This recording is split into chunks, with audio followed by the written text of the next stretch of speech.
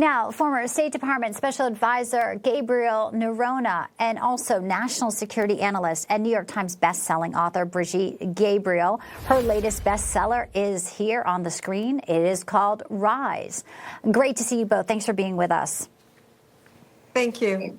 Before we get to the Houthis, which is clearly a massive development and what may be ahead for President Trump in the Middle East, I'd like to just spend a moment on the developing news that India has now fired missiles into Pakistan. China obviously has backed Pakistan, so this is another conflict here that we're going to see President Trump probably look at. And PM Modi, I know, looking at signing a trade deal with President Trump. So India going to do this provocation after a deadly attack in Kashmir. 26 civilians died last week.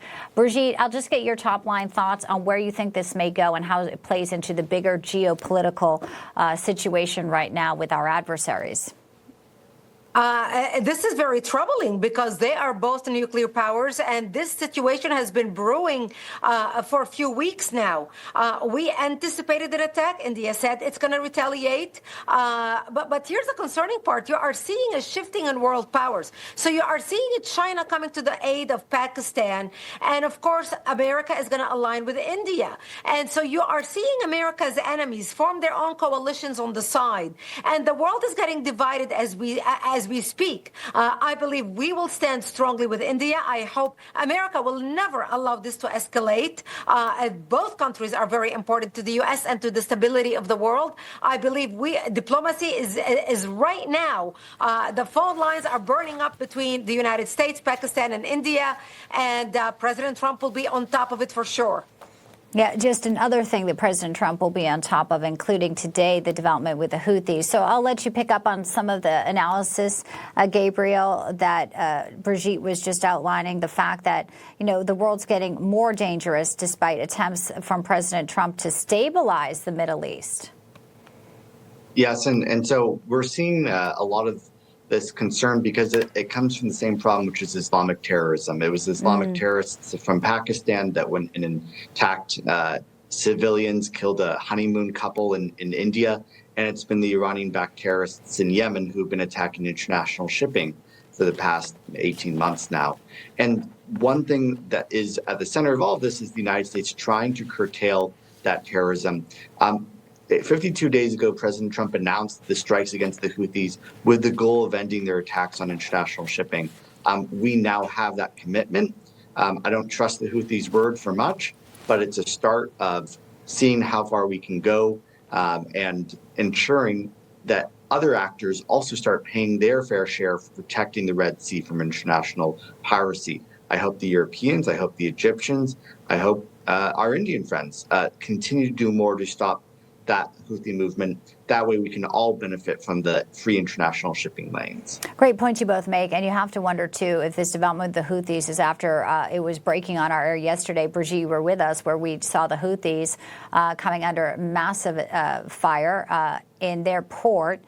This was in response to a ballistic missile that they had fired near the Ben Gurion airport in Israel. So here we have the Houthis saying, we don't want to fight anymore. Trump says they're capitulating. But we also have Prime Minister Benjamin Netanyahu saying, we are going to eradicate Hamas in Gaza. So the Middle East, as we look at President Trump's trip next week to the UAE and Qatar, could have some major, major developments. What would you be looking for, especially when it comes to Hamas here in the next few days?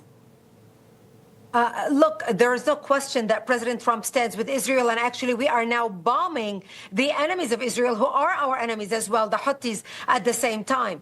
So we know that President Trump is going to make a major announcement on either Friday or Monday before he leaves to Saudi Arabia. We do not know the nature of the announcement, but he said it's going to be a major announcement regarding the Middle East and policy. So we'll wait and see.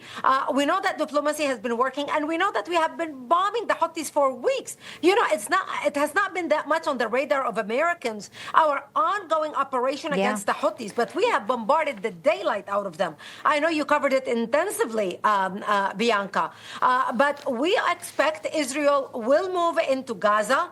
At this time, Israel is not mincing word. Israel has seen a major change in strategy. Yeah, no, it's incredible times we're living in. We don't know what that announcement will be. I have 20 seconds, Gabriel. I'd like to give you the final word on where we are today. And obviously, those nuclear talks with Iran may commence also on Saturday. A lot is happening very quickly.